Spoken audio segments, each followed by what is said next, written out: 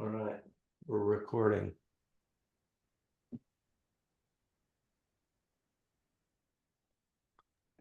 Yeah, I would maybe. And we can jump to the questions. If you can change the slides into the first question for Chris. Yes, perfect. Okay, Chris, when it comes to mapping out a company's quote to revenue stack, what are some of the biggest challenges leaders and teams typically face, and how can these obstacles impact efficiency with their teams? Yeah, great question. I've experienced this in the role that I'm in now. I've also lived it, at different companies with more complex quote to revenue processes. For me, one of the big things that we'll typically lean on or look at is a company's tech stack. And, it's not just the quote to revenue side, it's the larger technology that the company or organization has. Everything from marketing to CRM, to client services or customer services platforms, to account and billing software, all of those different tools, disparate, technologies, if they aren't well integrated and they don't align well, a lot of companies really struggle with being able to have an efficient quote to revenue process. So I think really for us, like what we've seen, and like I said, I experienced it, where you go through a motion of, I have to jump through 3 different softwares, 3 different platforms to be able to get a concept of what am I doing for a client? There's a lot of duplicate entry. And then I have to go through an outside quoting process. It creates a lot of inefficiency. It creates issues with adoption.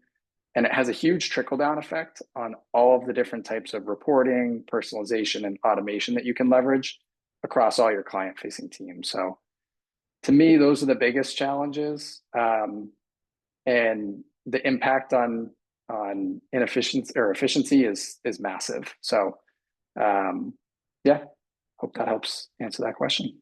100%. Sam, do you have anything to add into this? Sorry. No, I think No? Chris kind of nailed it on Yes, that I one, agree. and nothing to add on this one. Yeah. One thing that's really important, and I was very impressed with DealHub and HubSpot integration, is how fast you can do this. So you're saving a lot of time too, which is awesome. Great. Next question is for you, Sam. What are some common inefficiencies you see in quote to revenue processes, and how can understanding these help organizations unlock more growth potential? Absolutely. So when speaking to our customers and prospects earlier now than looking at CPQ and quote to revenue solutions, we typically see the same inefficiencies come up. The first one would be the fact that the different tools, workflow systems operate in silos and operate in a fragmented way. So the sales team might work in the CRM, and then the finance team relies on the ERP, and then you have got legal that probably has their own document tool that they use standalone, and all of this kind of creates delays and errors and misalignment between everyone. So that would be the first one. And the second efficiency that we often come up against or that we hear is manual processes. So creating quotes, approving, a contract or a deal or a quote, and then tracking different contract versions for legal. Like, these are not just time consuming for the different teams, but they're also very much prone to errors. And once you have errors introduced into your quote to revenue process, it causes, revenue leakage. And it also kind of creates a less enjoyable process with the customer as well, when there's that constant back and forth, or the customer constantly asks questions because things aren't clear, or you find an error here and there. So when companies understand these inefficiencies, they can start kind of focusing on, okay, where are my bottlenecks in my workflows? They can also start looking at, how do I enhance my accuracy, whether it's in pricing or contracts through automation, and also improving collaboration and speed, like enabling sales to focus on closing deals and do what they do best, instead of having to chase approvals and chase legal and that internal back and forth. And so I think companies or organizations that address these inefficiencies, they can achieve just faster deal cycle, reduced operational cost, and an overall customer experience as well. And I think all of that kind of contributes to their growth. Yeah, 100%. And also not only customer experience, but user experience. So the salesperson that is working with that software, it's easier and more enjoyable. All that work, 100%. Chris, could you walk us through the steps or considerations for creating an accurate future state vision for a quote to revenue process that aligns with a company growth goal, and what key metrics should companies focus on during this process? Yeah, it's another great question. So, for us, the approach that I've always tried to take as I look at and Neil mentioned this in the introduction, it's your people, your process, and the technology that you have in place.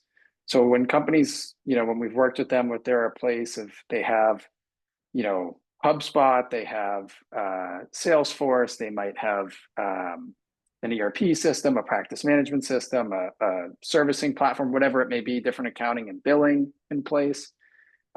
It's really hard to look at that and see the vision of how do we tie all of this together. So when we start to think about creating a ideal future state vision, one, it comes back to the goal. What are we trying to accomplish? What's the purpose of doing this? Are we trying to create more efficiency? Are we trying to create more opportunities for collaboration? Are we trying to create more upsell opportunities? That's one big piece of it. The other piece then from there is looking across your technology and seeing, are there opportunities to consolidate and further align the technology?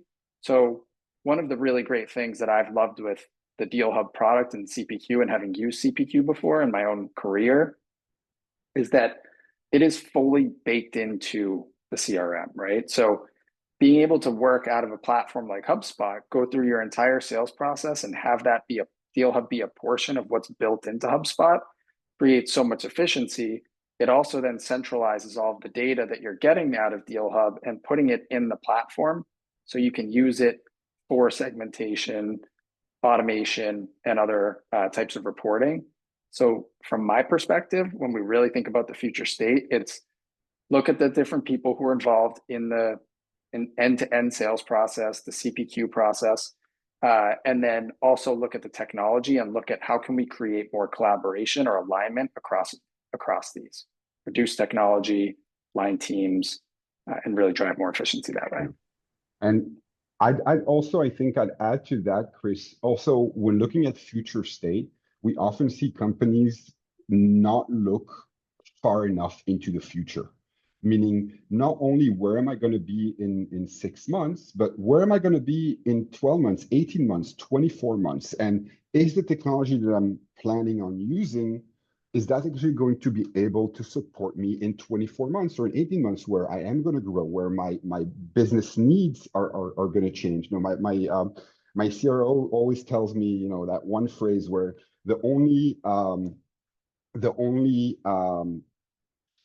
sorry, I forgot what he was going to say. There's a phrase he was always using, which is essentially the only constant is change. And that's essentially that. So the business is always going to change, and making sure that you also look at where I'm going to be or where I'm hoping to be then, I think is really important when looking at your tech stack and planning that future state. And Yes, Sam, you bring 100%. up, sorry, Nicole, I don't mean to cut you off. You bring up such a good point, and one thing that I left out of my response there too, is that it's not just the technology. I talked about people, process, and technology. I've worked at when I worked at HubSpot, when it came to the CPQ process, you have salespeople, you have partner salespeople, you have CSMs, renewal managers, sales operations, sometimes sales or CSM managers, all involved in that CPQ process, right? So it's not just about the technology and aligning your CRM and your CPQ process. It's also looking at the greater team and the people that you have and who are going to be involved in it. Our CSM is going to be responsible for upsell. Our renewal manager is going to be responsible for expanding client accounts. And taking those people into consideration Because to your point, like if you just think and solve single-mindedly for the immediate need of, we need this for our sales team, and then 6 months down the road, your model changes or you have CSMs or renewal managers or other people involved, it adds a new layer of complexity where you have to sort of go backwards. Whereas if you have that planned for, you can still do a phased approach of start with sales and then expand to the others. But how you set up a CRM, how you set up the CPQ initially can be set up in a way to be able to scale better if you have that vision of what the rest of the team looks like as well and who's going to be involved. And I think that's really important. Yeah, that is true. And also, we are focusing here on the CPQ process, of course, but HubSpot allows us to bring marketing and then post-sales too, which is awesome. That's why I'm so passionate about this tool. Great. Sam, next question. What does a fully unified and integrated quote to revenue solution look like in practice? Could you share some of the core technologies or integrations that you feel like are essential for building this kind of system? Absolutely. So I'd say that a unified quote to revenue solution, it connects kind of all of the steps of that quote to revenue process. So from quote generation to contract management to billing to renewals, all in kind of a seamless flow. And if I had to put together kind of the technology stack around, or the core technologies to support that, again, I'm putting first, the CRM, that's kind of your basis and your source of truth.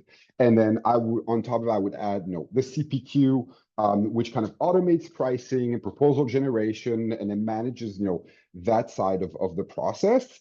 Then on top of that, you layer on top the CLM that ensures that all the contracts are standardized and tracked and easy to update.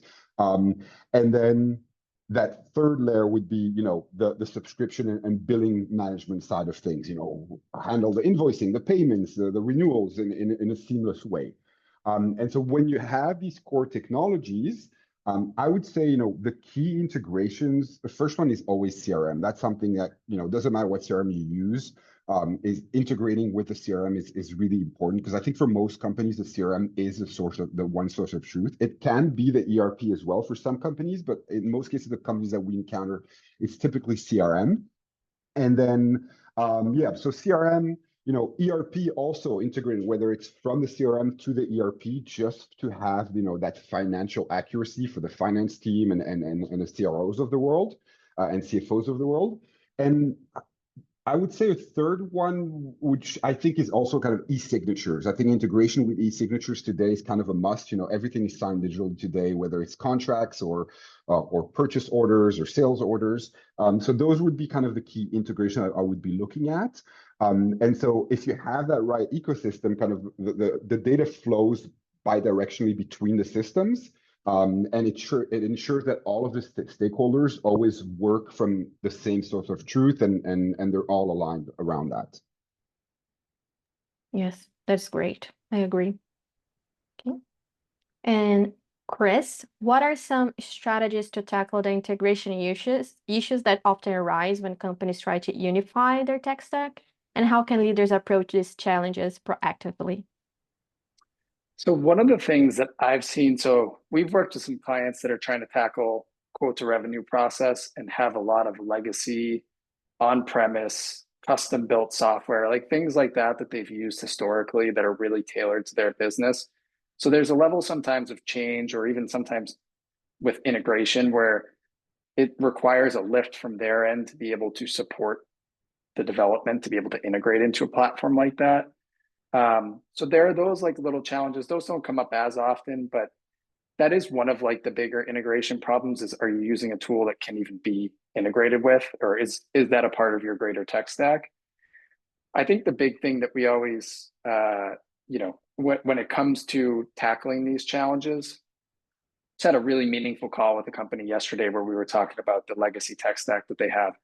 The first thing that I always do is I map out the system architecture. So I want to understand all of the different technologies that we have, their use case, and how they fit into our end-to-end process, from the first time that someone visits our website all the way through them being a repeat customer or by just completing an engagement with us.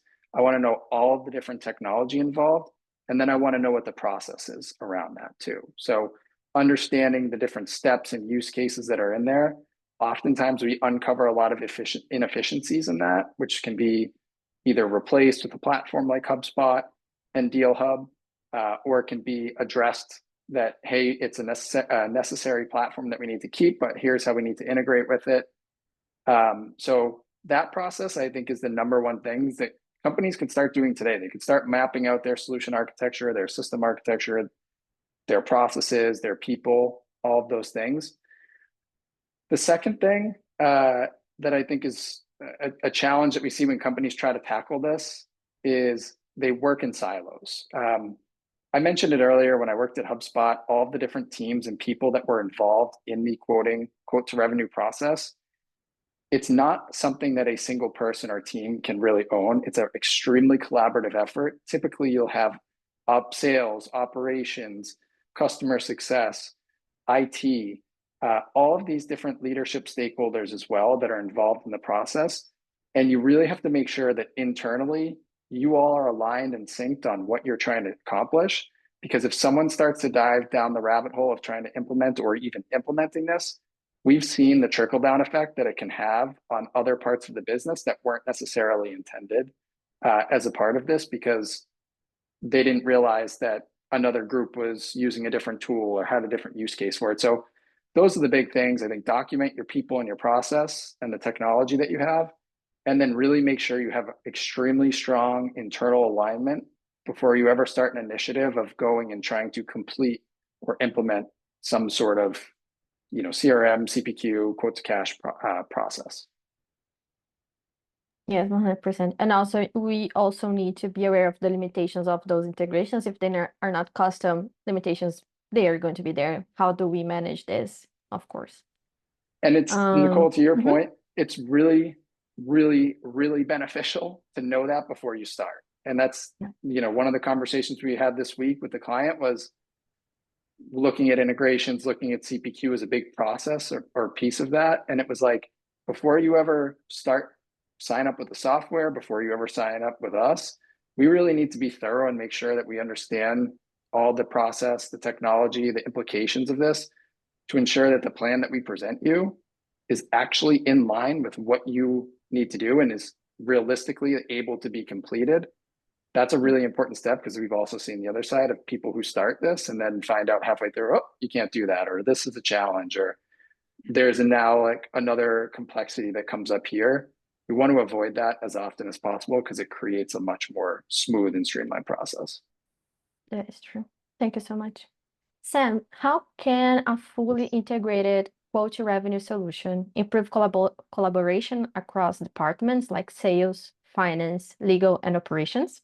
And do you have any examples of how this might accelerate the cycles or improve customer satisfaction? Definitely. So I think it goes back to what Chris was saying and his previous answer to the previous question, which is, at the end of the day, it's collaboration by breaking down the silos between the different teams. So the way, also the philosophy that we had at DealHub when we built out our solution is, who is involved in the quote to revenue process, or in the process of building a quote. So you've got sales, and they need to always have accurate pricing. They need to be able to have pre-approved clause for contract templates that they don't have to run to finance to legal in order to get approval on everything. They need to be able to maybe sometimes access real-time inventory to see what's available, what's not. They need to be able to know, okay, how much can they discount, when, and on which type of product. So that's kind of the sales piece of it, and the account executive. But then you have what we call the collaborators, and that would be finance and legal and pre-sales. So finance wants to make sure that that the pricing always aligns with the right margin goals, and that the forecasts are updated automatically, and that no discount is given where it shouldn't be given. And then you got legal that wants to really be able to automate approvals and reduce contract negotiation time with kind of pre-vetted clauses. I think legal suffer from sometimes they have just an overload of contract, and thinking I think for all legal teams, end of month, end of quarter, end of year, they're probably bombarded with finishing contracts, and these are not usually very large teams in organizations. And then another aspect we look at is all of the sales op, rev ops part of the business. And those are also, they handle the P0s and they handle all of those issues of, oh, there's an error. Can you fix the error? And, monitoring all of the workflows to ensure that, everything is done properly and everything is smooth. So I would say, breaking down those silos to be able to offer a tool that allows for that collaboration between the different teams and allows for as much automation as possible and kind of make it simple, intuitive, and I would call it, dummy proof essentially. So that's kind of that's the way I seek to collaborate. And if I look at specific examples, I really believe that by having that a better collaborative environment around using that technology, I think it accelerates deal cycles. So the right CPQ tool integrated with legal and finance, it kind of allows to have approvals in hours instead of days. And if I'm looking at if you're managing a lot of different deals at the same time, that comes out to quite a lot of hours that is being saved. And a lot of companies I know, I need approval. Oh, I'm going to go run to my manager, down the hall and find him for 5 minutes and get approval. So if all of that can be automated, that I think it really accelerates the deal cycle. And also, and that's also a facet that we look at when we developed our solution at DealHub is kind of the customer satisfaction or the buyer experience. So, when your buyer benefits, he'll benefit from faster response time, from making sure that all of the quotes or everything he receives is always accurate. And he knows that, whatever he needs, great, he can get in the deal room, and he can get all of the information there from the rep, and he can, go back and forth with legal there, and he can add comments and making everything, just that buying experience more seamless to him. It improves that experience. It makes it easier for him internally also to actually go and help you, and buy your software or your product.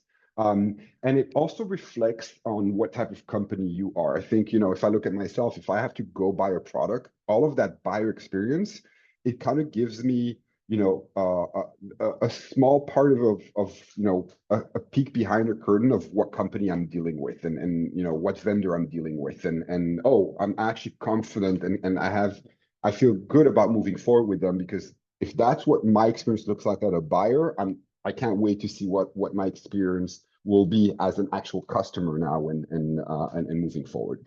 So I hope my answer wasn't too long, but that's the way I see it at least. Yes, I agree. And especially because on the end of the process is when the client's most anxious because he wants to start, right? So you really need to be fast on that last part. Awesome. Now I want input from both of you. For what would you say are the top 3 action steps they should take, people that are here, our participants should take right now to begin transformation their quote to revenue process for future scalability? Sam, you can start. So yeah, Chris, I'll take that first if you don't mind. So yeah, so I would say if I could give 3 tips of, okay, you leave this session now, what are the 3 main takeaways? I would say map out what the journey from quote to revenue looks like and find the bottlenecks. Take a look at your process, pinpoint those bottlenecks, and then based off of that, look at, those bottlenecks can be, manual approvals or a disjointed system where an integration isn't working properly. So look at that and use this to essentially prioritize what you want to automate and what you want to integrate. So I think that would be the first one. A second takeaway would be on my end would be kind of ensuring that all of the systems share data in real time. So, and then there's one single source of truth. I hear that constantly from customers, single source of truth. And, we've got data here and there, and every person always needs to log in. I think, Chris, you mentioned at the beginning, I have to log in and play, that swivel chair where I have to go from one system to the other to kind of, get the information I want. So I would say create a single source of truth and making sure that all of the data is shared into between systems in real time would be the second one. And lastly, I see this in all of the projects, and it's not just about CPQ or CRM. I think all of technology or every process that you look at, ensure that you engage the stakeholders from all of the different departments and teams, so everyone that's relevant. So engage people from sales and from legal and from finance and from operations as early as you can in the process, so that you can, once that's aligned, you're aligned on that early on, everything will just run smoother. You'll make sure that you won't have to correct afterward and say, oh, I forgot about that stakeholder. Oh, now let me change, my workflows, or let me update my workflows. So making sure to bring every relevant stakeholder early into the process. Yes, it might be a headache sometimes, but it's worth it, because further down the line, it'll just be a lot smoother, and you'll have to kind of make the least amount of adjustments further down. Yeah, I mean, Sam, you hit the nail on the head. I don't really have much to add on top of that. I think the big thing for me is mapping out the process, the technology, finding those gaps, those bottlenecks that you mentioned, and everything else you said, I agree with. I think the other big piece, from my perspective of thinking and having lived in a world where CPQ, CRM, all of these things weren't integrated, I would say also go to your teams and chat with them, find out what their feedback is, find out what friction points that they have and what that's causing on the sales process, and if they feel that they could have efficiencies created from this. The other piece, I would say, go to your marketing teams, go to whether it's, if you have an account management model, hunter farmer model, or if it's just account execs who do it, go to them and ask them, from a data perspective, how easy is it to view an existing client and find opportunities for upsell, cross-sell? I think a lot of the times when that CPQ process is disconnected from your CRM, you miss a lot of opportunity where you could be providing more value to your clients.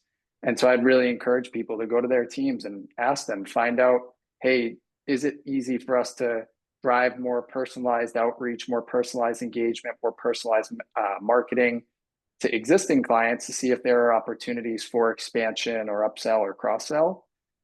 Because a lot of the times when you have that disparate tech stack, they'll probably say that that's not there. And that's something that can be greatly, greatly improved and create a lot more efficiency and opportunity for that personalization when you have a fully integrated stack. So I would say that's my third takeaway, is really just go talk to your teams and see, what it would take to be able to do that. Yeah, it was pretty clear. Neil, do you want to add anything else before we close the session?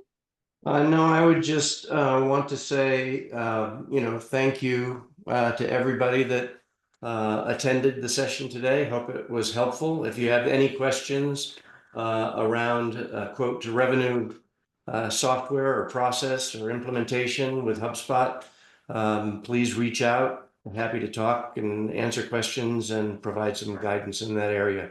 We'll probably do another one of these sessions in early Q1 sometime, early part of 2025, to talk more about the actual sort of workflows and how things look in reality when you go into an implementation, project or engagement with HubSpot and DealHub. So thank you very much for everybody attending. Thank you, panelists, Sam and Chris, and thank you, Nicole, for doing such an expert job at moderating. Thank you, everyone. Thanks, everyone. Bye.